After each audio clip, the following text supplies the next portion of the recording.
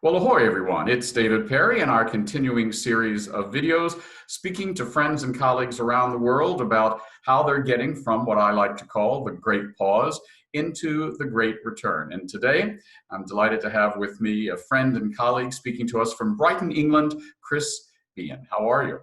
Hi, how's it going? It's nice to see you again, David. It's good to see you. So for people who are not familiar with Brighton, tell us a little bit about what we have in the background behind you. So this behind me is one of the sort of staples of my hometown. This is the West Pier. Brighton is a seaside town, it's a coastal town. A little bit of a hybrid, actually, of I'd say Provincetown, San Francisco. It's that kind of feel. And being on the coast, it brought a lot of holiday makers, particularly in Victorian times. And one of the things to do was to build a pier out to sea, and it meant people could feel like they were walking on the ocean. And so that there, built in sometime in the mid-1800s, mid-19th century, is what's left of the West Pier. We have had actually three over the course of time. One still stands, that's the Palace Pier, if anyone's interested. But the West Pier, unfortunately, fell into disrepair in the 70s and then was set alight in the early 2000s by what we would call a yobbo, more commonly known as an arsonist. And it destroyed the pier and a lot of its history, but it still stands. Victorian engineering has a lot to be said for that thing, because it hasn't been painted or anything in probably 50 years. So it's still there, what's left of it. Well, great. Well, that's probably a metaphor for what we're going through. I mean, every country in the world has been impacted in some way by COVID. I was in Europe with my husband, Alfredo, in late February, early March, got back to the United States right before the wave broke over Spain. And of course, Spain and Italy were very hard hit. And then, of course, the United Kingdom. Tell us where you were when you first heard about COVID, or more to the point when you really realized it was going to be a life-changing event. And then tell us how it has impacted your work and what you do. That's a good question. Ironically, I was actually in Bergamo, North Italy, for work. The first we sort of, we knew ahead of time that it was becoming a problem. But I'm in events and corporate hospitality. So all of my work is, large gatherings of people, really, but we're in healthcare specifically. So we did have a bit of a head start. However, it wasn't really till I was getting back on the plane. So I went to Italy for the day to go and do a site recce, jumped back on the plane, and they took my temperature. I think it was here. They pointed a laser and they had some masks on, which, we'd heard some things happening, but we didn't realize that it was this serious. And that was the first time I'd had my temperature taken. That was the last flight I took as well. What date was that, Chris? Oh, gosh. That would have been, it must have been February or April, sometime in February, April. And of course, Bergamo, Italy is one of the epicenters. I mean, the stories coming out of Italy, we have friends in Milan and Rome and Orvieto, and the lockdown there and the rapid rise in cases and deaths was just overwhelming. You barely got home. Yeah, that's right. And it was actually quite scary. It really hit about a week after I left Bergamo, and North Italy, near Milan was how they were sort of saying it on the TV, was, absolutely devastating. And then the images we were seeing from Bergamo, I recognized, because it's not a big place. And I've just walked down that street, do you know what I mean? And it hit me like a ton of bricks. And it was after that we started having, our work started to get affected. And being in healthcare, our clientele is 90% healthcare, pharmaceutical and what have you. The first real hit for us was probably before it hit the news in the UK, was when we had £100,000 worth of a job, which is what, $150,000, $160,000 or something. And that's just our cut, was canned, and everything that went with it. So they must have lost millions, bearing in mind they'd rented an entire hotel for this huge event. And we knew at that very moment that if the pharma companies are now canning their events, it's going to be big. So that's when we were able to start. We had a bit of a head start, and we moved everybody to work from home and set up their machines and everything else. But yeah, it was probably just before it really hit here, which probably March, April, that sort of crossover. So did your work stop completely, or has it now switched? How has COVID impacted you both personally and professionally over the last 4 months, March, April, May, June, 4 months? That's a really interesting question because there's such different answers. Personally, the way I've been affected is it would be totally different to my work has probably kept me sane, for a better word, in my personal life, because with lockdown here, we got it so much later than the rest of Europe, and it's partly because, and I think you experienced the same over there as well. It was just too late for the majority of our countries, and I think that might be to do with economy and things like that. But the way it affected me was it was pretty tough, particularly with my partner, because he lives up in London, which is not far, but we couldn't see each other, and it ended up being 3 months, and we could speak to each other every day, but it's hard when you don't see the man you love or the woman you love for such a long period of time. But my work was on the flip side. Just, it's weird, it all stopped at first. All the jobs just came to a stop. When I was supposed to go to a job in Tel Aviv, which I was really looking forward to, and then all of a sudden that was it. It got canned. Everything stopped.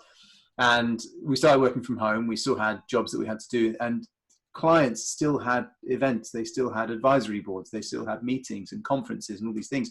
And they had no idea what to do.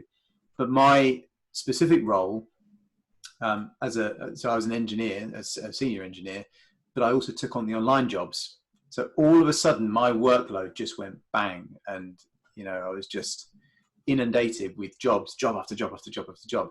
So the first one that was a real way of demonstrating that we turned our hand and not just the company I work for, I think the whole industry had to do this very quickly.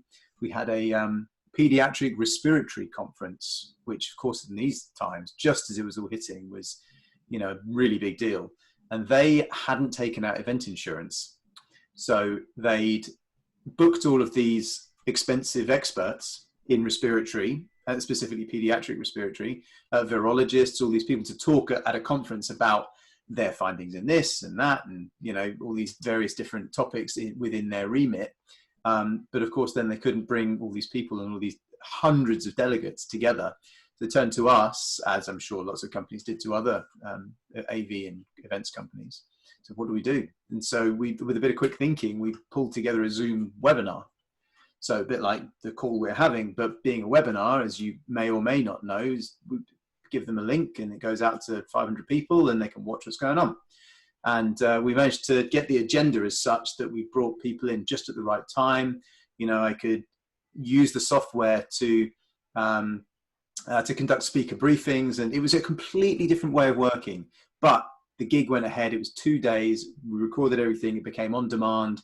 And that is how we managed to flip it around. And now we're still really busy, but we've really got a handle on it now. And I think I'm starting to see a lot of other events companies doing the same sort of thing, because there is no real option. Yeah, there was an executive quoted just a few days ago, I believe, in the New York Times from Microsoft, saying that in 2 months, the world has gone through what normally would be 2 years of technological acceleration and learning. I mean, you probably did things that you didn't even know you had the software or hardware to do.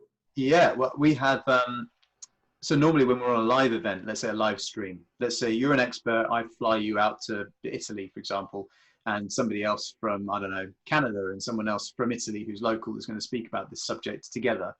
We'll put you in a studio and we have these vision mixers. So we'll have cameras and they all plumb into a piece of kit and we mix as we go, and that goes out live.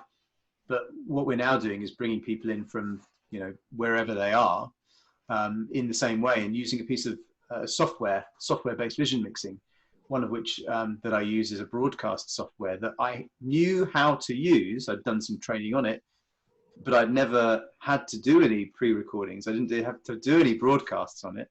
There was one guy that really specialized in that at work, and all of a sudden I needed to learn it really quickly, and I'm the technician. It's like, you know what I mean? So what people are going through, what I've really found, especially in healthcare, you've got these sort of, doctors and researchers and experts in their fields, and they've been doing it for 100 years, and these sort of gnarly old doctors, and my presentation is 4:3, and I used to do this on an overhead projector, and now they're having to get the hang of Zoom and breakout rooms and sharing their screen and all these things, which is partly why we build in these speaker briefing calls, because I cannot trust doctors and medical staff to have any idea what they're doing. No, you need to talk them through it. You need a stage manager in real life events, and you absolutely, I have found, need a stage manager for virtual events. I have an online TV show. This is one that I produce, but also for 2 months, I was co-host along with Jennifer Jolly, technology columnist from USA Today, an event produced in the studios in San Francisco, Beyond Picks. And normally we would be in studio, and maybe I would dial you in or would have a guest come in live, but there's a technician, there's the booth, they're making it all happen because talent, quote unquote, me, I need to be able to be in real conversation with the guest. Well, we learned how to put this TV show together in 4 days. Yeah. Because we had to.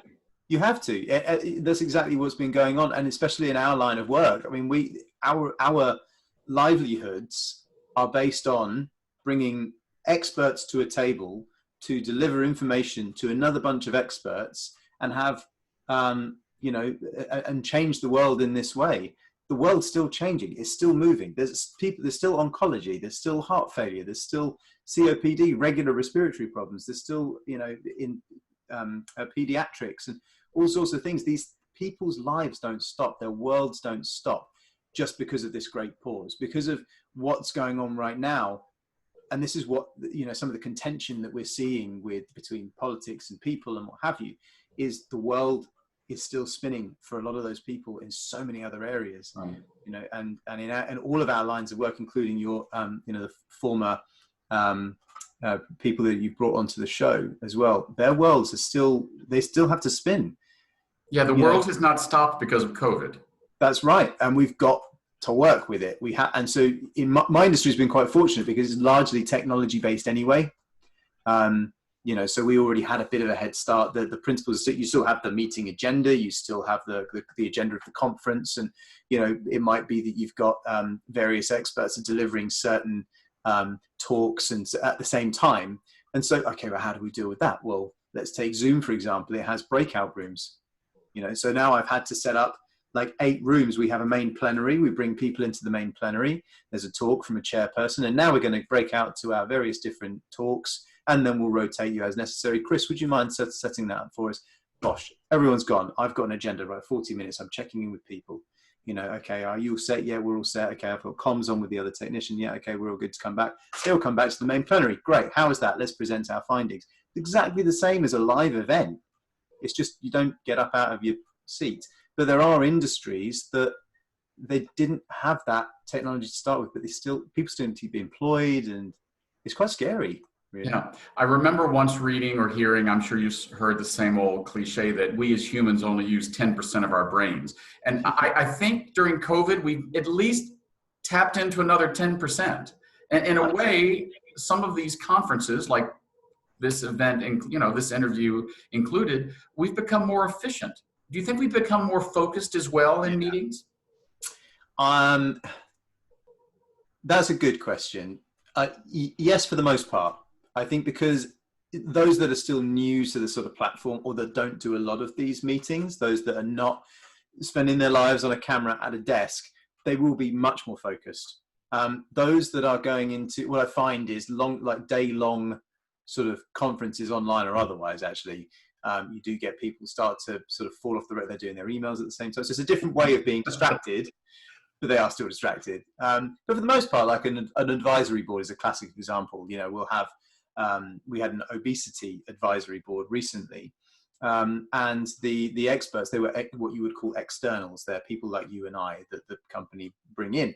And they were really, really engaged because they're not used to being in this sort of intimate world. Yeah, it's not exactly, but they're also, what they're saying is a means of expertise that the client, I guess, can pick up and use that to change the world. So of course they're really, really focused on it.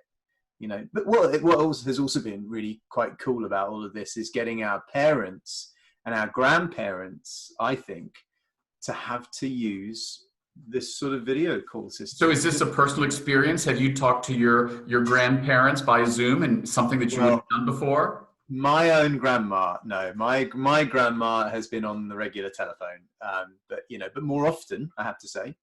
But my partner's parents, who are grandparents to his brother's kids, have had to learn how to use the iPad. They've had to use FaceTime and Zoom and whatever else. Lots of quizzes. I don't know what's going on in the States, but over here, everyone's doing a pub quiz. Yeah, I know quizzes are a big deal in the UK. I know. I've been to more than one pub for quizzes. Yes, there's a lot of pub quizzes online and people, sharing a drink and, sitting in their office or their spare room or living room, wherever. And, somebody's put a quiz together. I mean, they get quite serious. Even I've done some on PowerPoint with transitions and all that sort of, it's fun, but it's what you've got to do. And I think that is allowing people to stay a little bit sane. I mean, here it is, I can't use the word I want to use because, it's public, but it's been a bit of a show, shall we say. Yes, I think we all know where you're going. In our last few minutes, first of all, tell me the name of your business, the name of your firm.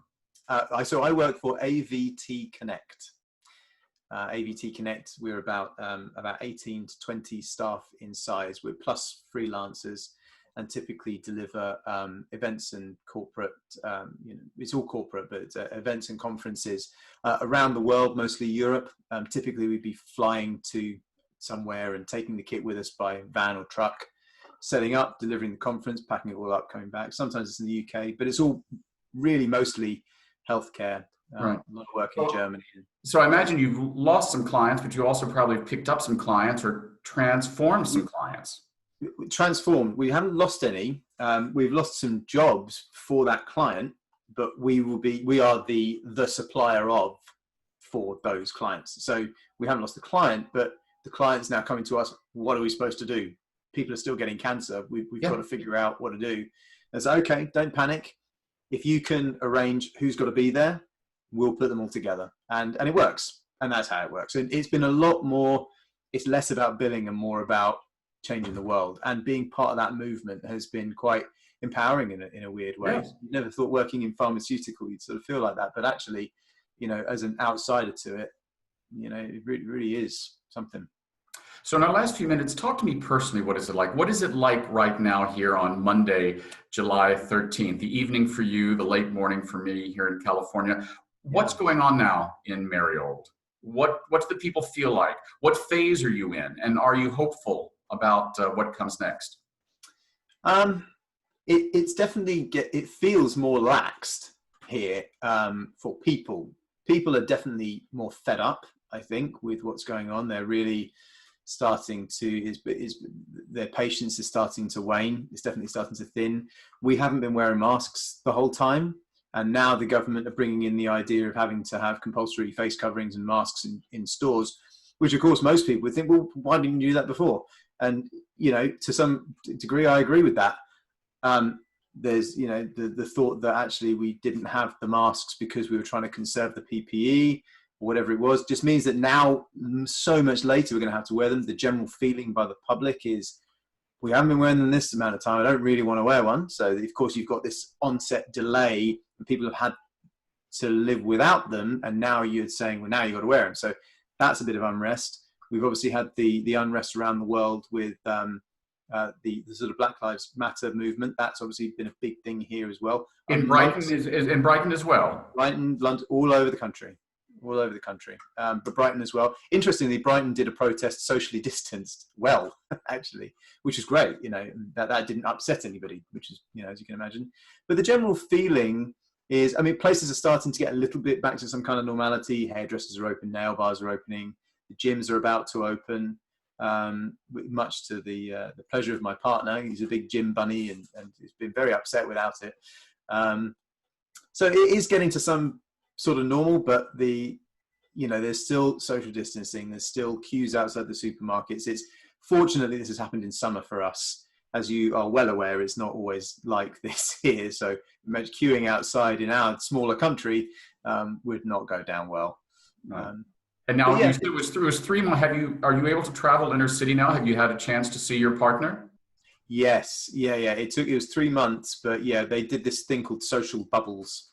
So he is part of my household. So even though we don't live together, if I have to isolate, he has to isolate. If he has to isolate, I have to isolate, and so on. But yes, we can now see each other. We're seeing each other every weekend. Movement is much, much easier than it was. I can tell you, it was actually quite heartbreaking, but we're there now, which is great. And it's a real testament to, I think, our relationship and many others as well, I'm sure. Well, yes. And I mean, my husband and I have been, we've been together 22 years, but not together 24 hours a day, 3 months at a time. And it can be both wonderful. Yes, I think it's been a test for many relationships. Alfredo, by the way, sends his warmest greetings. Oh, yeah. Send him a big kiss for me. I will. We have been in touch with several friends in the UK. Our friend Lucinda Hawksley, who is an author, the great granddaughter of Charles Dickens. And wow. Also Armistead Maupin in London, author of Tales of the City, you know him. So I've been getting bits and pieces, but mainly from London. So I was curious, what is it like now? And just our closing couple of minutes in Brighton. When you go outside after this interview or tomorrow morning, what does Brighton look like and what does it feel like in a very real sense? It's actually changed a lot more recently. It feels much more seaside town. There are a lot of tourists that now they can move around. They're coming down and enjoying some of the beaches, but it is very distanced. You've got a lot of people wearing masks in the street, but a lot of people not socially distancing as well. So it feels like, it feels like winter, weirdly. You know how P-Town and probably Palm Springs as well, I imagine, is probably really busy in the summer. But well, in Palm Springs, it's just the opposite. The summer here is so hot; it's the winter that's busy. Okay, so let's say people take let's say P-Town then. It's a bit like that. It's really busy in the summer. It's pretty dead in the winter. There are people, and there's still residents. And Brighton is a bit like that at the moment. You go into town and there's people out doing their shopping and what have you, but the volume of people is that of the winter. They're there, but they're obviously not in winter clothing. So it's a little unusual, but it doesn't feel unfamiliar. And I feel when I go out into Brighton, I can see that a little bit of light at the end of the tunnel because people are now out again and doing their thing and holding hands and being with their loved ones. And that's really important for, I think, a lot of people's mental health. Well, great. Chris, it's always a pleasure to see you. I look forward to seeing you in person. Alfredo and I are usually in Europe by this time every year. Obviously, I don't need to explain why. We haven't traveled yet, but we're hopeful to by the end of the year. And I've never been to Brighton, so I will take you up on that drink and the pub quiz. Yeah, please do. You'll love every morsel of it. If it ever gets back to complete normal, you certainly will. But it's very beautiful, as you can see. That's just one example. That's the sort of time of day as well that it is here right now. There's a lot to see. So yeah, and anybody that ever gets down to the UK, Brighton is a 50-minute ride on the train from London. So don't get stuck in London. But you're very welcome, David and Alfredo, of course. Thank you, Chris. Whatever I'm doing, I'll drop it and take care of you. Great. It's been a great pleasure. Keep on keeping on. Ahoy. Thank you. Ahoy.